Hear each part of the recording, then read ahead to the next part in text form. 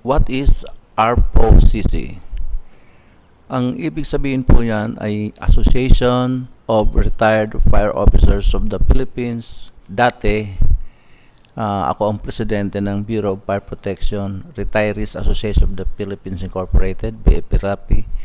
At ngayon po, dito na po kami magiging active sa ARPOC.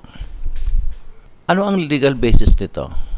Ito po ayon sa Republic Act 9520, tayo po ay member ng Cooperative Code of the Philippines na enacted July 28, 2008.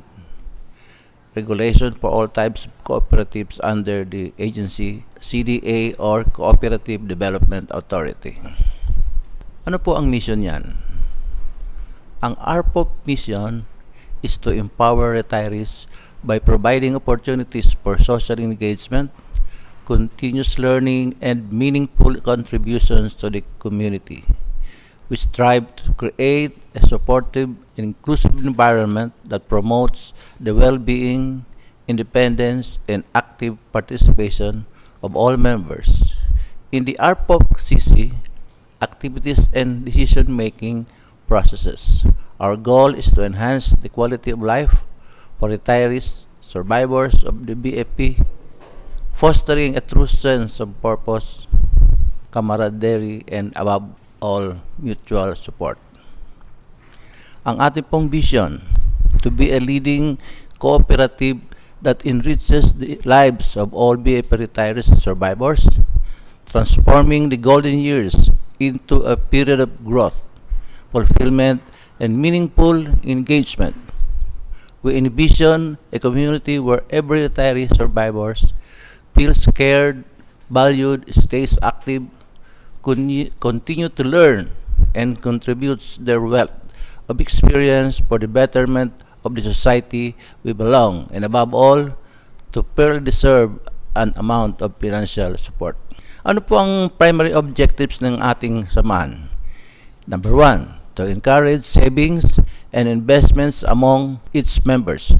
Number 2, to create a pool of savings to grant loans for productive or provident purposes, investments to provide medical, financial assistance, and memorial aid to its members. And number 3, to provide related services to enable the members to maximize the benefits from their savings and investments. Ito po ang board of directors. Kung mapapansin niyo po ang nasa taas, ako po 'yan.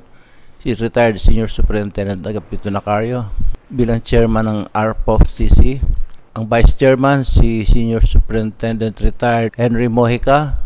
Ang board of directors si retired Director Samuel Tadeo, retired Senior Superintendent Felix Medes, and retired Chief Inspector Efren Guardiano. Ito naman po ang mga independent director.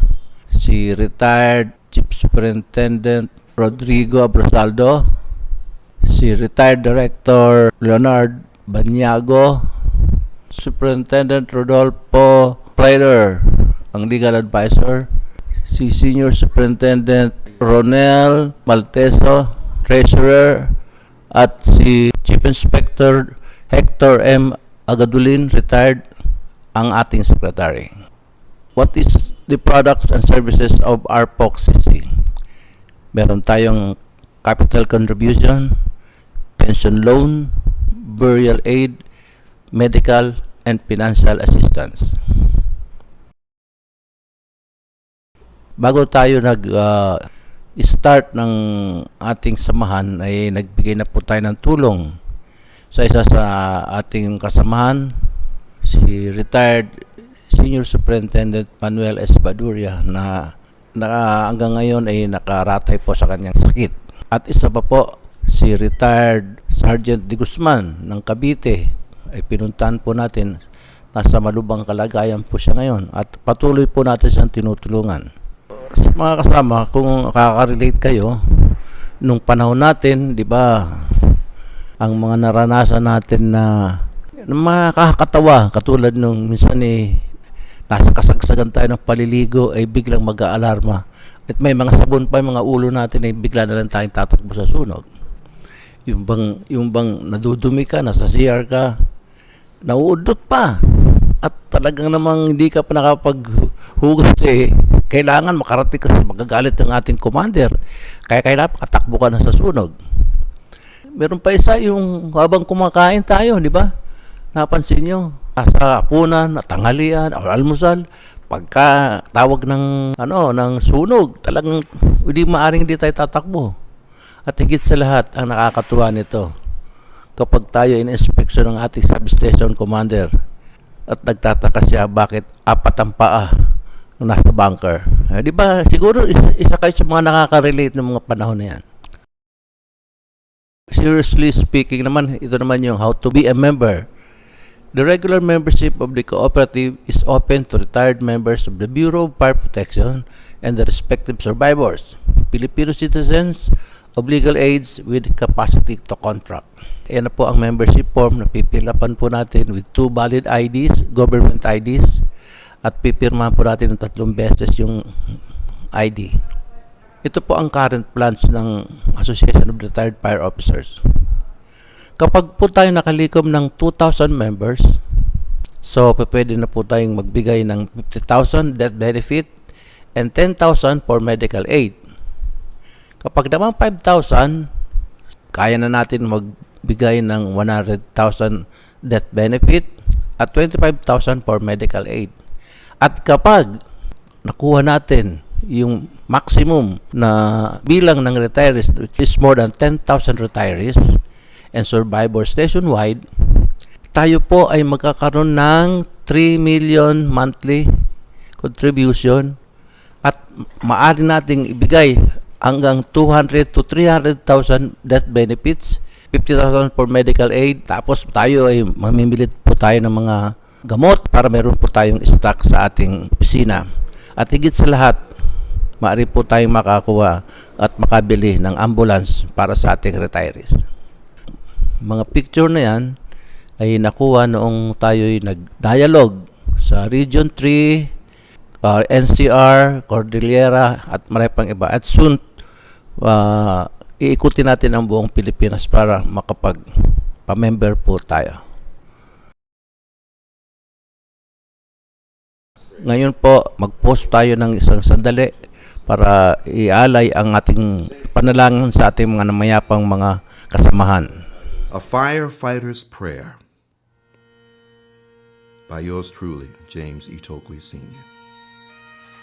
St. Florian, who intercedes for firefighters most in need, who hears the prayers that no one hears except the ones who know our fears. Protect the men and women who, at risk of limb and life, renew the pledge we made when we began to selflessly serve our fellow man. Regardless of the dreadful blaze, the blinding smoke or daunting haze, nor flood, nor fall, nor dreaded blight that steals upon the land by night, nor enemies who would do us harm, I pledge my heart, my hands, my arms to boldly rescue from despair whomever I encounter there. Regardless color, creed, or skin, I'll answer all who call me in. And when my time has come at last, may the fire bells toll as I go past. May my axe be sharp and boots be clean. May my helmet be hung without a stain. And may the ones who have known me best commend my soul to a fireman's rest. St. Florian, receive my prayer, and may you guide me in God's care. In the name of the Father, and of the Son, and of the Holy Spirit. Para sa ating mga retirees na nanonood at nakikinig sa presentation na ito, kami po ay buong puso nagpapasalamat sa inyo sa suporta ninyo para mapalakas po ang ating samahan. Naway makatulong po tayo sa ating mga retirees at mga survivors na wala na po talaga tayong pupuntahan na may hinga ng tulong kundi tayo lang po. Pagsama-sama, siguradong tatag at maunlad ang samahang ito Marami pong salamat at sana'y pagpalain tayo ng buong may kapal.